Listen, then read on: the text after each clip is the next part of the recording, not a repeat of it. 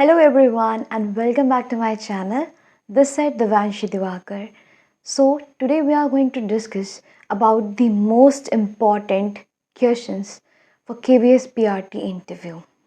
So these are basically the mostly asked questions. तो चलिए शुरू करते हैं without any further delay and I hope कि आप सब ने मेरी सिचुएशन बेस्ड सीरीज़ ज़रूर देखी होगी। आप उस सीरीज़ को सिचुएशन बेस्ड क्वेश्चन की सीरीज़ को ज़रूर एक बार गो थ्रू करें बिकॉज़ हो सकता है कि आपके इंटरव्यूइंग पैनल में उसमें से आपसे कोई भी एक क्वेश्चन पूछ लिया जाए। बहुत ज़्यादा बड़ी नहीं है, ना ही ज़्यादा टाइम कंज्यूमिंग है। आई गेस 10 मिनट्स की 3 आपकी वीडियोज़ हैं and after that each and everything about the situation based question कि how to approach that type of questions, आपके हर एक डाउट वहाँ पर कंप्लीट हो जाएंगे। तो चलिए हम शुरू करते हैं about the most important and mostly asked question for KVS interview. सबसे पहला क्वेश्चन जो आपके इंटरव्यूइंग पैनल में एंटर करते ही आपसे पूछा जाएगा that is tell us something about yourself. So it indirectly means कि आपको अपना इंट्रोडक्शन देना है वहाँ पे। ठीक है, इंट्रोडक्शन वाला जो पार्ट है वो हमारे हाथ में है, उसको हम खुद से प्रिपेयर करके जा रहे हैं। तो आप उसको अच्छे से अच्छा बनाएं।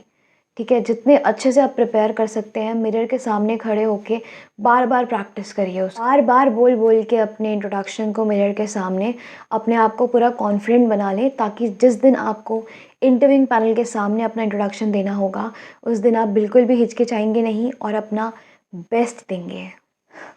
देन नेक्स्ट क्वेश्चन जो आता है that is what is स्वॉट।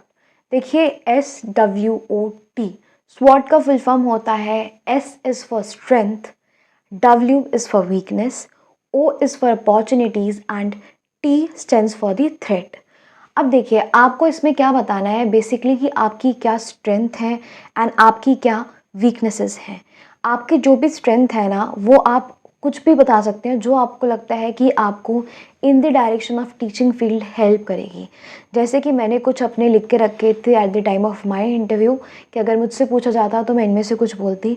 Like आप बोल सकते हैं अपने स्ट्रेंथ में that your affection for children, your love and affection for children, then your confidence level, then your passion towards teaching, then your punctuality, the approach towards life, a positive approach towards life। Okay, तो आप इस तरह की चीज़ें include कर सकते हैं अपने स्ट्रेंथ में। And now when we talk about weaknesses, आप वीकनेसेस ऐसी बिल्कुल भी नहीं बोलेंगे जो कि इनडायरेक्टली आपकी प्रोफेशन पे आए। ठीक है, आपको ये नहीं बोलना है कि मेरे अंदर कॉन्फिडेंस लेवल की कमी है।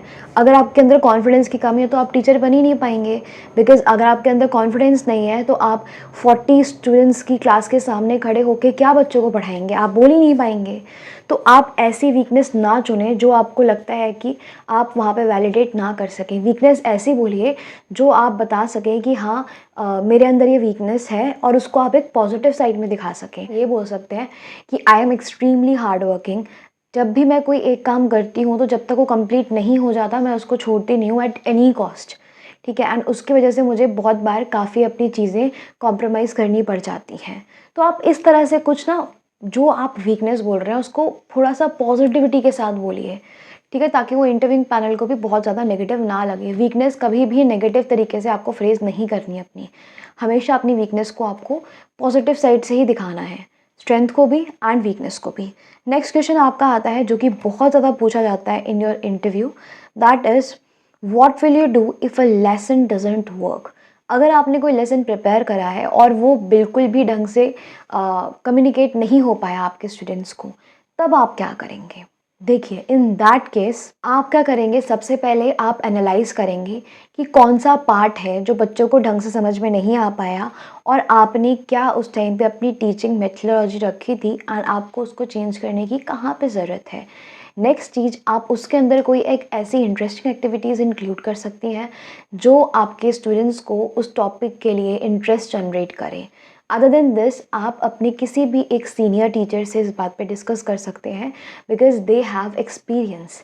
एंड टीचर का मतलब ये नहीं है कि आपको सब कुछ आता है।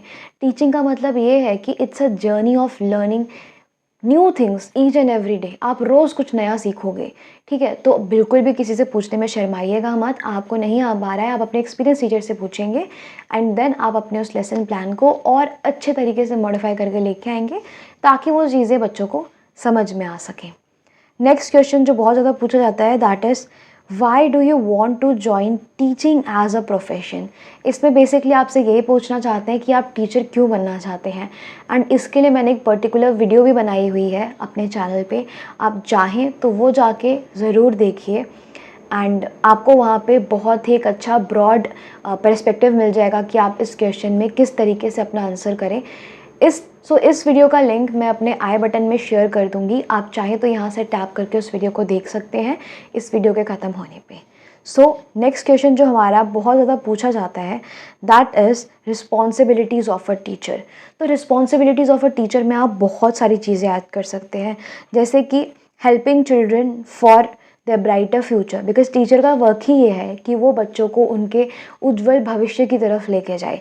Next, conduction and grading. जब आप कोई भी टेस्ट कंडक्ट कराते हैं अपनी क्लास में तो उस टेस्ट को कंडक्ट कराना, उस टेस्ट को कंडक्ट कराने के साथ साथ उस टेस्ट को एग्जामिन करना, ठीक है, ग्रेडिंग देना बच्चों को, वो भी टीचर का काम होता है। अदर देन दिस आप बोल सकते हैं tracking and monitoring performance and progress of a child and then parents teachers interaction so that to discuss about the growth of a child. ठीक है, सबसे पहला क्या करेंगे, आप बच्चों की हेल्प करेंगे उनके उज्जवल भविष्य के लिए। दूसरी चीज़, बच्चों के टेस्ट को आप कंडक्ट करवाएंगे और उनके टेस्ट में आपको उनकी ग्रेडिंग देनी है, ठीक है। नेक्स्ट, आप बच्चों की परफॉर्मेंस ट्रैक करेंगे एंड मॉनिटर करेंगे कि वो कितनी अपनी प्रोग्रेस दिखा रहे हैं अपने स्टडीज़ में and in all the other activities as well. Okay, इसके अलावा आप पेरेंट्स के साथ इंटरेक्शन करेंगे ताकि आप डिस्कस कर सकें उस बच्चे के कुछ भी जो ड्रॉबैक्स हैं या फिर उस बच्चे के लिए इन फ्यूचर क्या चीज़ अच्छी हो सकती है, उन सब चीज़ों के बारे में आप डिस्कशन करेंगे विद द पेरेंट्स, जिसको हम पीटीएम भी बोलते हैं, पेरेंट्स टीचर्स मीटिंग। तो ये थे responsibilities and duties of a teacher. देखिए, इसके अलावा इंटरव्यूइंग पैनल आपसे एक और क्वेश्चन पूछ सकता है आपको बहुत ज़्यादा नर्वस करने के लिए, कि आप क्या करेंगे अगर आप इस एग्ज़ाम को फेल कर जाते हैं। What will you do if you fail in the interview. तो इस क्वेश्चन को हमें कैसे टैकल करना है। देखिए, क्वेश्चन नेगेटिव है बट आपको अपनी पॉजिटिव साइड दिखानी है, तो आप इस क्वेश्चन को भी नेगेटिव से थोड़ा सा पॉजिटिव की तरफ ले जाने की कोशिश करेंगे, ठीक है। पहले आप बताएंगे अबाउट योर हार्ड वर्क, कि आपने कितना हार्ड वर्क किया है यहाँ तक आने के लिए। देन एट द एंड, अगर मैं होती तो मैं एट द एंड इसको इस तरह से कोट करती कि sir, I have done a lot of hard work to reach here, but next time for my other state and central government teaching jobs I will work harder, not hard but harder। ठीक है, तो आप इस तरीके से इस चीज़ को phrase कर सकते हैं कि सर, मैं अगली बार और मेहनत करूँगी एग्ज़ाम के लिए, अपना बेस्ट से बेस्ट दूंगी एंड आई होप कि नेक्स्ट टाइम मैं इस चीज़ को क्लियर कर लूँ, ठीक है। आपको वहाँ पे ये नहीं बोलना है कि मैं इसको इसी बार क्लियर कर लूँगी, अगली बार देने की ज़रूरत ही नहीं पड़ेगी। तो आपको इतना ओवर कॉन्फिडेंस वहाँ पे नहीं दिखाना है, because it is just a situation जो इन्होंने आपको दी है कि अगर आप नहीं करते हैं इन केस तो आप क्या करेंगे। ओके, देन वो आपसे पूछ सकते हैं कुछ बेसिक्स क्वेश्चन लाइक आपका फेवरेट सब्जेक्ट क्या है और क्यों है। तो वो तो हर किसी का पर्सनल होता है, किसी को मैथ्स अच्छी लगती है, किसी को साइंस अच्छी लगती है, एंड उसके पीछे क्या रीज़न है आप वो भी बता सकते हैं। देन एक क्वेश्चन आता है, what are your thoughts on today's education sector and reforms that need to be brought according to you। Okay, आपको ऐसा क्या लगता है कि हमारी एजुकेशन पॉलिसीज़ में क्या चेंजेस लाने चाहिए। देखिए, सबसे पहले तो हमारा काम है कि हम प्रेज़ करेंगे कि हमारी जितनी भी एजुकेशन पॉलिसीज़ हैं वो बहुत ही बढ़िया हैं एंड काफ़ी अच्छा काम कर रहे हैं। बट स्टिल अगर मुझे इनमें बताना होगा कि क्या रिफ़ॉर्म ला सकते हैं, तो हम एक चीज़ ऐड कर सकते हैं जो मुझे लगता है, मैंने इसके लिए एक चीज़ सोची थी कि the education is very expensive even after having right to education. शिक्षा पर सबका अधिकार है हमारी इंडिया में, बट बहुत से हमारे ऐसे स्टूडेंट्स हैं हमारी कंट्री में जो आज भी पढ़ नहीं पा रहे, जिनको आज भी शिक्षा का अधिकार नहीं मिल पा रहा। क्यों?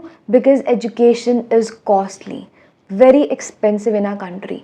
अगर हम इस एक्सपेंस को थोड़ा मिनिमाइज़ कर सकें एंड एजुकेशन को हर किसी के लिए अवेलेबल करा सकें, so that will be the most amazing thing. Other than this, मैंने ये भी सोचा था कि हम अच्छा इंफ्रास्ट्रक्चर कर सकते हैं बच्चों के लिए according to the future needs.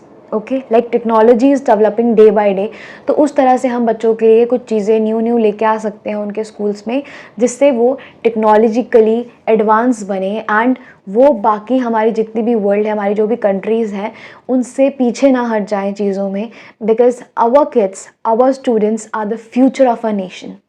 Okay, तो आप इस तरह से अपने आंसर्स फ्रेज कर सकते हैं। सो ये तो थे हमारे most important questions for your KVS interview. ऐसे ही और अमेजिंग वीडियोस मैं लेके आती रहूँगी अपने चैनल पे।